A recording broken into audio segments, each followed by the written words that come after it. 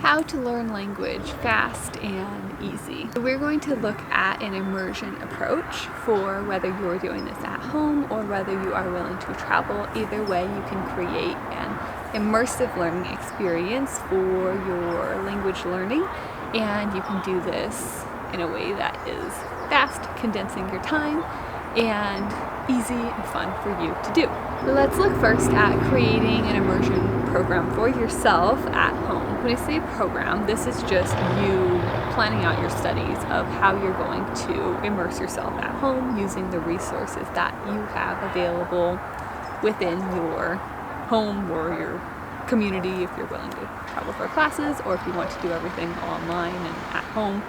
Either way, we're going to break it down into 4 easy steps for you to follow. Step 1 is how long will your home immersion program last? This is looking at how long, both in the sense of do you want to study for a week, a month, creating a container for your studying, for your intention there, and then also looking at how long are your study sessions going to be.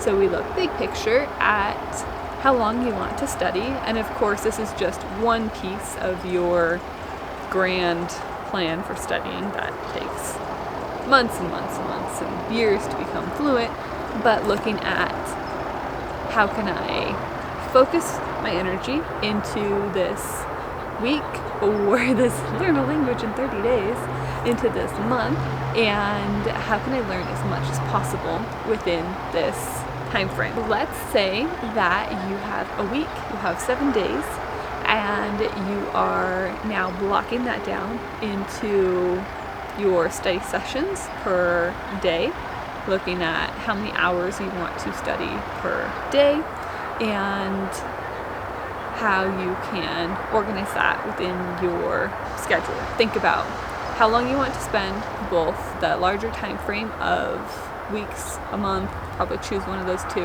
and then per day, how many hours do you want to spend per day studying. The faster you want to learn, the more hours you're going to put in. Step 2 is what will these study sessions look like? Let's say you have a 7-day plan, and those sessions you want to learn really fast, so you're studying like 6 hours a day, or that's too much, you're more part-timer, maybe you're studying 1 or 2 hours a day. That's a little bit slower. What do those sessions look like? Does a study session look like working with a tutor? Does it look like opening up a grammar workbook? Or maybe going on to Duolingo or another app? Or maybe you have a day where you watch a movie in your target language, or you have a conversation partner. The options are endless for how you can practice. But start writing down some notes here of what your sessions might look like. It's good if you have a lot of options, especially if you're putting in a lot of hours, because it becomes a bit mundane when you do the same thing over and over and over again for many hours. So if you're looking to learn fast in that short time frame, then having more activities and being able to vary those will be helpful. Step 3 is going to be to create a detailed plan for your immersion program. This is essentially a block schedule, an outline of what your days and your sessions are going to look like. How many days you're going to study. If it's 7, then you can make a little table of 7 days and then block off each hour. And you can even break it down further into that. Like on the blog post that is down below here, there's a link. And there's a breakdown of a schedule for a day that you can see all typed out. An example of a 3-hour study session. What that looks like is like language journaling for 15 minutes, and then maybe you move on to another activity for 20, 30 minutes to do some grammar work. Maybe you have a session with a tutor, and then make sure you have your breaks in there, and then maybe you move on to reading a book or watching a movie or any of the options that you have listed before for the other steps. Write that out for each day, for each hour, even break down those hours into 15, 20, 30 minute segments, whatever feels good, and have your whole week outlined, all 7 days of what you're going to do. Now, it's okay if you deviate from this. It's not like this is what you have to do. You're not going to school. It's not a fixed program. But what this does is give you structure. See this outline to go through, and alleviates any pressure you have that day around, oh, what am I going to do, or where do I start, or this or that. You can just look at your plan, say, okay, I'm going to start here, start there. You decide, oh, actually I want to add in some more grammar today, or I want to do conversation today, or whatever. You can make that modification, and that's your choice as an independent learner. But at least you have that structure, and that keeps you on track and accountable for your learning. So block schedule, and that is each of those 7 days, and then time frames for each of those days. So if it's 2 hours or 3 hours, break that up into minutes. And then if it's like a 6-hour thing, maybe you just block that in larger chunks because it's so many hours, but write it all out for at least the first week that you do this. Step 4 is to implement your plan and adjust it as needed. With that plan, as I mentioned, as you go through it, you might want to change pieces of it. You might decide that you just don't need it, and you have a system that you like and you want to go through with that. You find your own flow, your own rhythm, that works. Or you might find that you want to follow it precisely because that's how you learn and you like it. Either way, it's completely valid. That is up to you, how you want to learn. Just keep in mind that it is a plan. It is not a fixed structure that you have to follow. It is meant to be adjustable. That is how you can create your home immersion program. We're going to go into another immersion option here. This is how you can immerse yourself in the language by going to that country, either in a study abroad program or any kind of immersion program. What your options are going there, things that you should consider before you go that I wish I would have considered before I went when I was a teenager, so that you can fully take advantage of all of the opportunities that there are available to you in that program and in that experience of going to another country. The first thing that you're going to look at is choosing a country to visit. With this, there may or may not be many countries to choose from. If you're learning a language like Spanish, there are many countries that you have to choose from. If you're learning a language that's only spoken in one country, like Polish, and you want to go to Poland, okay, not as many options to choose from. If you're going to that country, you may want to look into the different regions. Maybe there's some different dialects. I don't really know anything about Polish, it just popped into my head. But if you're going to a Spanish-speaking country, you have so many options, and or any language that has multiple countries that speak it. You have all of these options, so you want to really investigate these different countries, where you want to go. Now, some things to consider are, of course, the dialect and the accent that you're learning. For our Spanish example, we have Spain, and then we have all of Latin America, and you have so many varieties.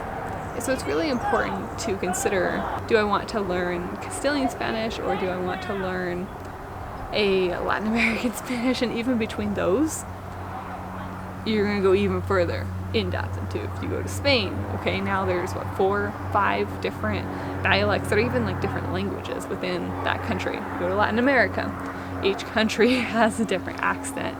Each country has different ways they use the language that they speak.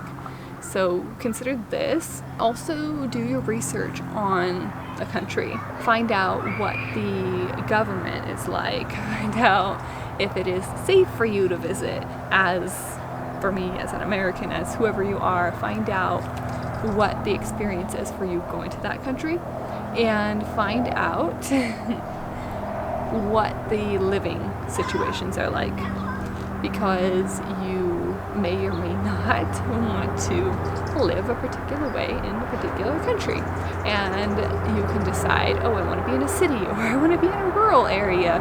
Big difference there. Some countries and some cities have more public transportation than others. If you go to somewhere like I went to in Spain, in Madrid, had the metro, really easy transportation. I went to Costa Rica, did not have that kind of easy transportation. had a very different living experience. So it's important to really know your country and keep that in mind, as well as how you want to learn the language, but how you're going to be living during that time. And you can even look up the different foods, different things that they do and eat, find out if that's something that you want to experience while you're there, because it is a big commitment. You're leaving your home and you're going to a foreign country and you're living there for some period of time, so you really want to make sure that it's where you want to go. Next, you can think about, where will you live in your foreign country? This is living with a host family, living in an apartment, a hostel, or any other accommodation that you can find. This is just a preference, really. If you want a full immersion experience, living with a host family is amazing. I've done it a few times, and you really get to know the country on a different level, and the culture and the language and everything, because you are in the home of a family that speaks that language, and many times they feed you as well, so it's really nice. You get to see the country from a little bit different perspective than a tourist or even just a student at a university who has to go and find activities and events on your own. So that is an amazing option if it's available to you. And then of course you can live in an apartment, in a dorm, in a hostel, in anywhere that you can find.